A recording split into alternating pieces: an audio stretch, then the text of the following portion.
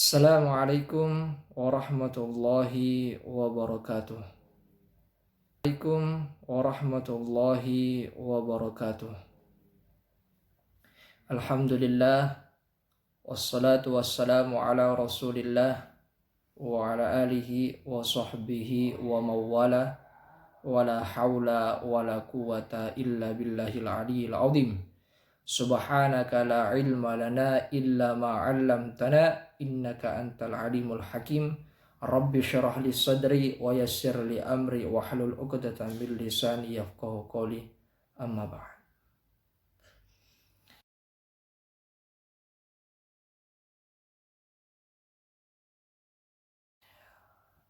Jamaah YouTuber sekalian yang insyaallah dirahmati dan dicintai oleh Allah Subhanahu wa taala. Insyaallah di konten kami ini keseluruhannya akan membahas tentang sebuah kitab atau sebuah karya ilmiah yang dikarang oleh seorang ulama yang terkenal, yang tidak asing lagi terdengar di telinga para santri dan para pembina pondok pesantren yang berada di seluruh Indonesia. Dan beliau juga merupakan salah satu ulama yang berperan penting dalam organisasi Islam, yaitu Nahdlatul Ulama yang didirikan oleh Kiai Haji Hashim Asy'ari. Insyaallah dalam konten ini beliau yang saya maksud adalah Kiai Haji Ali Maksum. Dan kitab beliau yang akan kita kaji dalam channel ini adalah salah satu karya beliau, yaitu kitab Hujjatu Ahli Sunnah wal Jamaah, dalil atas amaliyah golongan Ahli Sunnah wal Jamaah. Jamaah YouTubers yang insyaallah dirahmati dan dicintai oleh Allah Subhanahu wa taala. Namun sebelum kita mengkaji kitab beliau, alangkah indahnya, alangkah baiknya ketika kita mengenang kembali sejarah hidup beliau. Alangkah indahnya ketika kita mengingat kembali sejarah hidup beliau atau manaqib beliau. Beliau Kiai Haji Ali Maksum, beliau merupakan putra dari Kiai Haji Maksum dengan Nyai Hajjah Nuriyah binti Kiai Haji Muhammad Zain Lasem. Kiai Haji Ali Maksum lahir pada tanggal 2 Maret 1915 di Desa Sodita Lasem, Kabupaten Rembang. Ayah beliau yang bernama Kiai Haji Maksum atau dijuluki atau digelari sebagai Mbak Maksum, lebih dikenal oleh orang dengan sebutan Mbak Maksum. Mbak Maksum ini merupakan pengasuh pondok pesantren Al-Hidayah di Desa Sodita Lasem, Rembang, Kabupaten Rembang. Kiai Haji Ali Maksum di masa kecil beliau sampai beliau menginjak usia dewasa, beliau selalu dalam lingkup agama. Ya. Beliau selalu dalam lingkungan yang religi, yang bersifat agama. Dan beliau di masa kecilnya sangat ditekan oleh kedua orang tua beliau, terkhusus ibundah beliau yang bernama Nyai Haji Nuriyah binti Kiai Haji Muhammad Zain Lasem. Ibu beliau sangat menekankan Kiai Haji Ali Maksum untuk mempelajari kitab-kitab fikih, ya, untuk mempelajari kitab-kitab fikih, tapi tidak dikesampingkan pelajaran-pelajaran lain seperti nahwu sorof, hadis dan lain-lain sebagainya. Cuman pelajaran yang paling ditekankan adalah fikih. Harapan beliau mengapa ibunda beliau, mengapa ayahanda Ki Haji Ali Maksum mendidik Ali Maksum di usia dini menekankan tentang ajaran agama? Karena keinginan mereka mudah-mudahan anak beliau ke depannya bisa menjadi seorang ulama, bisa menjadi orang yang paham agama, menjadi orang yang luas keilmuannya dan dalam keilmuannya. Dan harapan itu sudah terkabul dengan terbuktinya Kiai Haji Ali Maksum menjadi sosok ulama yang terkenal dengan keilmuannya, yang terkenal dengan luasnya keilmuannya, yang terkenal dengan dalamnya keilmuan beliau. Jamaah YouTuber sekalian yang insya Allah dirahmati dan dicintai oleh Allah Subhanahu wa Ta'ala. Itulah sedikit biografi tentang Kiai Haji Ali Maksum. Namun ada yang saya lupa tadi, beliau wafat pada malam Jumat 7 Desember 1989 dalam usia 74 tahun. Jamaah sekalian yang insya Allah dirahmati dan dicintai oleh Allah Subhanahu wa Ta'ala. Baiklah, sebelum kita mengkaji kitab beliau, alangkah indahnya kalau kita terlebih dahulu membacakan Al-Fatihah kepada Nabiullah Muhammad, kemudian kepada pengarang kitab, sekaligus kepada seluruh guru-guru kami dan seluruh para ulama yang ada di dunia ini. Ila hadratin Nabiul Mustafa Muhammadin sallallahu alaihi wasallam. Al-Fatihah. Bismillahirrahmanirrahim. Alhamdulillahi rabbil alamin. Ar-Rahmanir Rahim. Maliki yaumiddin. Iyyaka na'budu wa iyyaka nasta'in. Ihdinas siratal mustaqim. Siratal ladzina an'amta 'alaihim ghairil maghdubi 'alaihim waladdallin. Amin.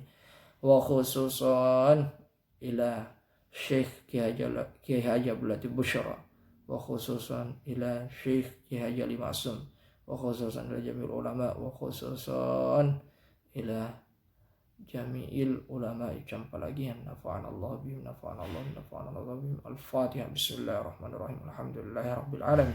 Ar-Rahmanir Rahim. Maliki yaumiddin. Iyyaka na'budu wa iyyaka nasta'in. Ihdinas siratal mustaqim. Siratal ladzina an'amta 'alaihim ghairil maghdubi 'alaihim waladdallin. Amin. Jamaah YouTuber sekalian yang insyaallah dirahmati dan dicintai oleh Allah Subhanahu wa Ta'ala.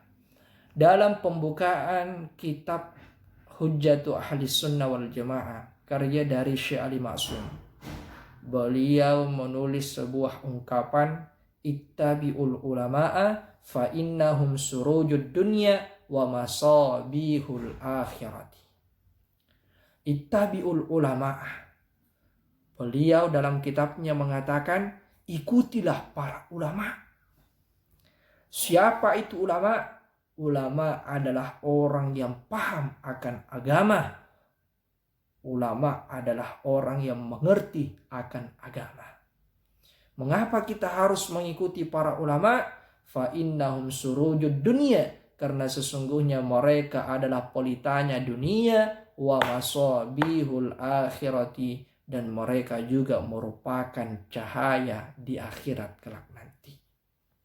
Jamaah YouTuber sekalian yang insyaallah dirahmati dan dicintai oleh Allah Subhanahu wa Ta'ala. Dalam permasalahan ulama, dalam permasalahan agama, kita harus condong kepada para ulama. Kita harus mengikuti para ulama. Kita harus menjadikan ulama sebagai patokan kita dalam bidang keagamaan. Mengapa demikian? Karena merekalah yang ahli dalam agama. Ada ungkapan yang mengatakan, fas'alu ahla dzikri in kuntum la ta'lamun. Bertanyalah kepada ahlinya apabila kalian tidak mengetahui permasalahan tersebut. Dalam bidang agama, kita tanyakan kepada ahlinya, yaitu para ulama. Dalam bidang kesehatan, kita tanyakan kepada ahlinya, yaitu para dokter. Jadi setiap permasalahan kita serahkan kepada ahlinya. Jamaah YouTuber sekalian yang insya Allah dirahmati dan dicintai oleh Allah Subhanahu wa Ta'ala. Bismillahirrahmanirrahim. Dengan ketinggian Allah Subhanahu wa Ta'ala yang maha pengasih lagi maha penyayang. Alhamdulillahilladzi anzalal kitaba tibyanan likulli syai'in. Alhamdulillah. Kita bahas sedikit kalimat alhamdulillah. Alhamdulillah, segala puji. Al bermakna segala, hamdun bermakna pujian. Jadi segala puji lillahi itu ada dan menjadi milik Allah. Sebelum kita masuk dalam pembahasan alhamdulillah ini, kita bahas dulu dari segi ilmu nahwunya. Alhamdu di sini dia berkedudukan sebagai mubtada, ya. Dan khobarnya itu dijatuhkan, ditakdirkan maujudun, pentakdirannya adalah maujudun. Jadi alhamdu maujudun lillahi. Ya, alhamdu maujudun lillahi. Segala puji itu ada, ya. Lillahi, lamnya harfu jar, kalimat Allahinya dijar dengan lam. Dan jar majrurnya ini ta'alluq kepada khabar yang dijatuhkan yaitu maujudun. Jadi ta'alluqnya lillahi itu adalah maujudun, ya. Jadi kalau kita maknakan segala puji itu ada dan milik Allah Subhanahu wa taala. Segala puji itu ada sekaligus milik Allah Subhanahu wa taala. Kemudian kita pindah dalam segi kehidupan. Dalam konteks segala puji itu ada sekaligus milik Allah. Dari ungkapan ini mengajarkan kepada kita para hadirin sekalian bahwa kalimat pujian hanya milik Allah Subhanahu wa taala. Kita sebagai manusia tidak layak untuk menyandangkan diri kita berhak menerima yang namanya pujian. Diri kita tidak boleh merasa ingin dipuji, karena yang memiliki pujian itu hanyalah Allah Subhanahu wa taala. Ya. Siapa Allah? Ya. Alladzi anzalal kitabah. Allah adalah zat yang menurunkan kitab. Dalam kitab fikih karya dari Syekh Abu Bakar Muhammad Sato Ad-Dimyati, pengarang dari kitab I'anatul Talibin, ada sebuah ungkapan atau sebuah penjelasan di dalam kitab tersebut yang menyatakan bahwasanya jumlah kitab yang diturunkan oleh Allah ke muka bumi ini itu berjumlah 104 kitab. Ya, 104 kitab.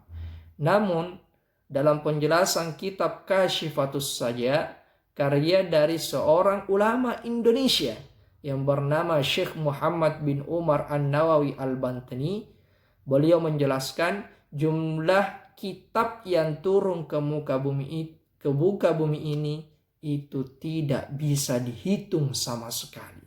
Jadi terjadi dua pendapat ulama. Ada yang mengatakan 104 kitab, ada juga yang mengatakan tidak terhitung sama sekali. Dan mana yang benar? Semuanya benar. Ulama Syekh Muhammad bin Umar An-Nawawi Al-Bantani, pengarang kitab Kasyifatus Saja, memiliki alasan tersendiri mengapa beliau mengungkapkan hal tersebut. Sedangkan Syekh Abu Bakar memiliki juga alasan tersendiri mengapa beliau berlandasan 104 kitab yang diturunkan ke muka bumi ini. Dialah yang menurunkan kitab. Jadi Allah adalah zat yang menurunkan kitab. Tibyanan likulli syai'in. Ya, ini hanya sebagai kalimat pembuka. Tapi kalau kita ingin mengetahui siapa Allah, lebih jelasnya adalah pembukaan suratul Fatihah. Alhamdulillahi Rabbil Alamin. Rabbil Alamin. Nah, inilah Allah Rabbil Alamin yang mengatur atau menciptakan alam semesta ini. Tibyanan likulli syai'in. Jadi Allah menurunkan kitab, fungsinya adalah untuk menjelaskan setiap sesuatu atau setiap perkara. Wahudan, kemudian tidak hanya sebagai penjelasan atas setiap sesuatu, kitab juga menjadi petunjuk. Ya, sebagaimana dalam firman Allah, "Dzalikal kitabu la raiba fihi hudan." Ya, hudan lil muttaqin, petunjuk bagi orang-orang yang bertakwa. Ya, wa hudan wa rahmatan. Jadi kitab juga diturunkan oleh Allah sebagai rahmat liqaumi yu'minun, bagi kaum yang beriman. Jadi Al-Quran atau kitab-kitab yang lain akan menjadi tibyanan likulli syai'in, penjelas bagi setiap sesuatu, akan menjadi rahmat, akan menjadi hidayah bagi kaum yang beriman kepada Allah. Sedangkan kaum yang tidak beriman kepada Allah tidak akan menjadi petunjuk kepadanya, tidak akan menjadi rahmat kepadanya, dan tidak akan menjadi tibyanan, penjelasan kepadanya. Kemudian fihi basairu wa nurun wa shifaun lima fis sudur. Di dalam kitab, kita ringkas dengan Al-Quran, karena semua kitab maknanya terdapat dalam Al-Quran. Di dalam kitab atau di dalam Al-Quran basairu, basairu wa nurun wa shifa'u lima fis sudur. Basairu, terdapat sebuah penglihatan. Basair itu penglihatan mata dan mengandung penglihatan mata dan mengandung juga penglihatan hati. Basair. Beda dengan ro'a. Kalau ro'a hanya sebatas mata saja. Basairu, sebagai penglihatan wa nurun, dan cahaya. Cahaya wa shifa'un, sekaligus obat, lima fis sudur, bagi sesuatu yang berada di dalam jiwa. Jadi Al-Quran atau kitab adalah basair, penglihatan atau penerewangan, wa nurun, dan cahaya, wa shifaun, dan obat bagi semua yang berada di hati kita. Jadi semua penyakit akan diobati dengan Al-Quran. Semua kegelapan yang berada di hati kita akan diterangi oleh bacaan-bacaan Al-Quran atau isi-isi kandungan yang berada di dalam Al-Quran. Jamaah YouTuber sekalian yang insya Allah dirahmati dan dicintai oleh Allah Subhanahu wa Ta'ala. Wala ya'kiluhu illa rasikhun fas'alu ahla dzikri in kuntum la ta'lamun. Wala ya'kiluhu, dan tidak ada yang berfikir terhadap kitab tersebut. Artinya tidak ada yang akan mengkaji kitab tersebut, tidak ada yang akan mempelajari, memahami kitab tersebut, illa rasikhun, kecuali orang-orang yang berakal. Jadi orang-orang yang berakal lah yang akan mempelajari Al-Quran, yang akan mendalami Al-Quran, yang akan mencoba memahami Al-Quran secara dalam.